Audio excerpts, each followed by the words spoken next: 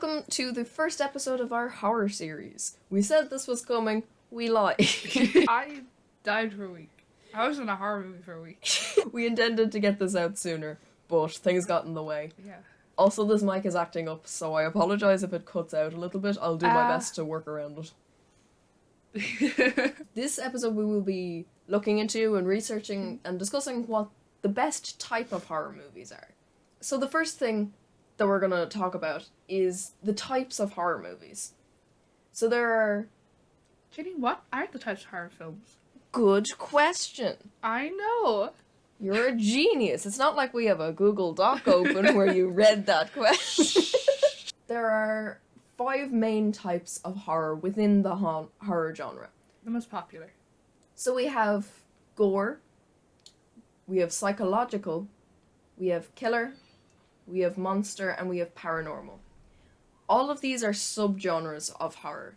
So I think we should probably start with the first one, which is gore. So the first thing I suppose we should look at is what actually is a gore horror film. The gore and disturbing film is a genre of horror film, easily recognized by its use of extreme violence and disturbing visceral imagery, even for a horror film. So basically, gore compared to other types of horror movies That's the worst one. is the most graphically violent. So the horror will be in the violence, basically. So one very popular example of a gore horror film is Texas Chainsaw Massacre. We look at the trailer. Is that a new? That's a new one. The new one, they remade it? We have a vision for this place. All it needs is young blood. Haha, young blood. Get it? Because several people are going to die. Why are they all like cheat? You should see this. Oh, Why spooky would- old house. Why? No, that's all them. Yeah, there's your gore for you. So the next type of horror movie genre is psychological, which is probably one of the most popular types of I horror. like films. psychological ones. I think psychological ones are the most interesting. One of the most popular psychological horrors, one of the most famous, it was a building block for all the horror that came after it, was, of course, The Shining. This is one of the most, famous clips. This Yeah. and the elevator. Oh yeah. The elevator opening and the the two blood. girls. I absolutely loved the bit where he was cycling around the hotel. The sound was excellent. The sound of it was just the sound of the trike, and it somehow was so effective. When this came out, this is how you do horror. Yeah, this was like the. And then everyone was like, okay, yeah, we'll do it like that. So everything since has been, influenced by these kind of movies. So the difference between other horror movies and a psychological horror movie would that compared to gore, the gore horror movie focuses on the physical graphical violence. A psychological horror movie focuses more on messing with you in your head. exactly. It focuses more on the mental effects on the characters of the situation around them, or even the situation around them being caused by themselves, being caused by their own mental state of mind. It doesn't rely on jump scares. And I think one of the best things about psychological horror movies is it nearly translates to the audience. Yeah. You're watching someone lose their mind, and as they lose their mind, you get to see it. You get to see the decline in awareness, the decline in their actions, stuff like that.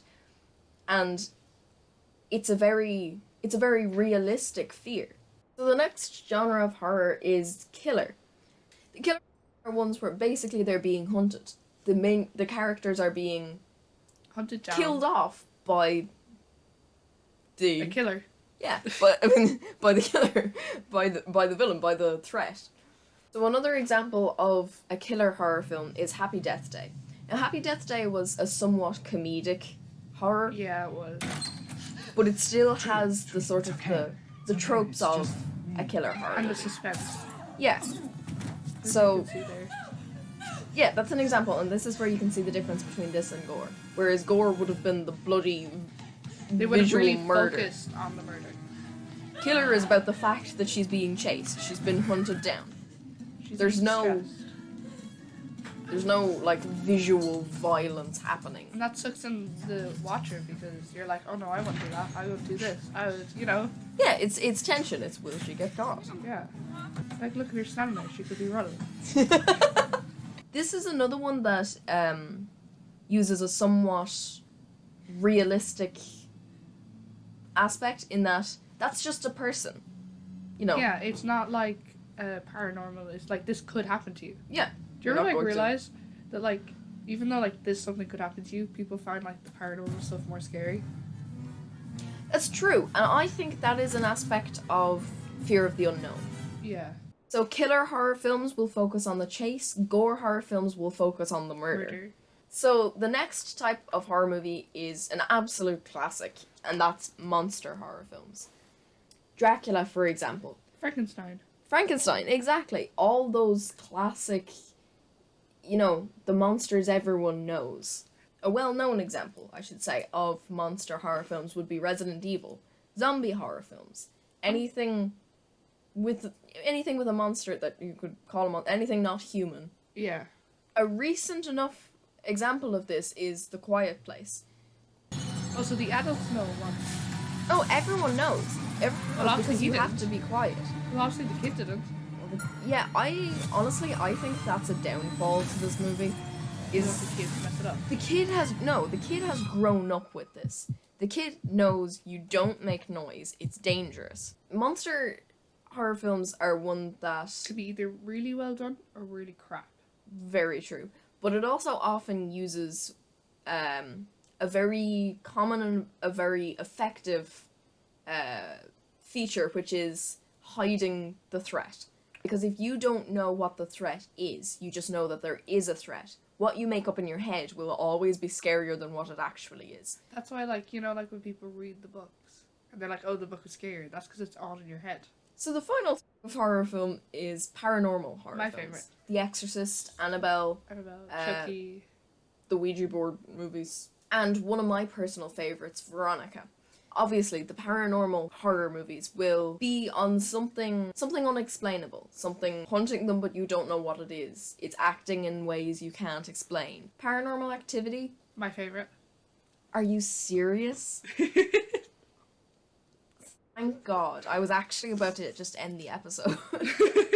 There are so many aspects that go into a horror film, like what the threat is, where it's set, all of those things individually.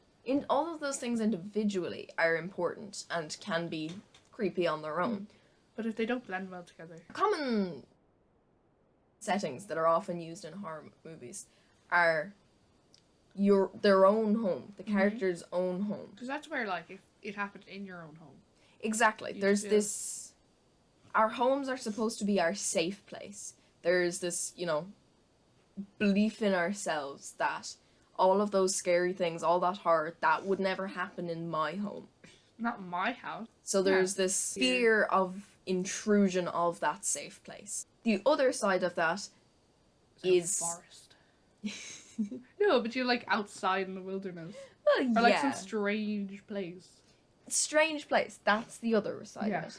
The other side of it is either your own home or a new environment. Yeah. Somewhere they're unfamiliar with. I personally think that if done correctly, that can be scarier than their own home. Because I think while the invasion of your home is, it's a real fear. It's a thing people experience. It's a thing people fear. But consider something terrible happening, something scary happening, while you're in a place that you don't know where to go, you don't know what's around. You don't know anyone. Exactly. You might not speak the language. While you're in your own home, you always kind of have in the back of your mind the escape route, who you can go to in an emergency. You have the advantage of knowing. Exactly.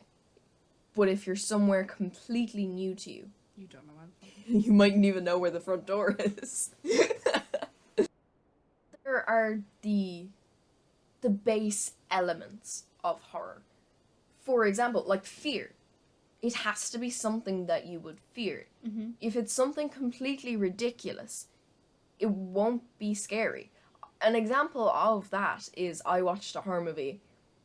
I don't remember what it was called, but it was about a guy who put on a clown mask, and then the clown mask started to take over him. So like Mask, like you know that Yeah. Jimmy. Yeah. Jimmy. But in a horror context. And Oh. it started to like possess him and take over him, and it was ridiculous. Yeah. It made no sense whatsoever, and it wasn't scary. But if you take something that even has a slim chance of happening, Mm-hmm. and you don't overdo it, that's when you hit the spot. That's when you get fear, surprise. This could be in the form of jump scares. Films that only rely on jump scares aren't good. Like, yeah, you might get the slight fright out of some people, But it dies down after a minute. but it's gone. Like, Yeah. if you don't build up the tension, you might get but you know, it's not scary. That's not how you make Like, fear. I think The Conjuring relies a bit too much on jump scares. That's my opinion. I don't remember The Conjuring.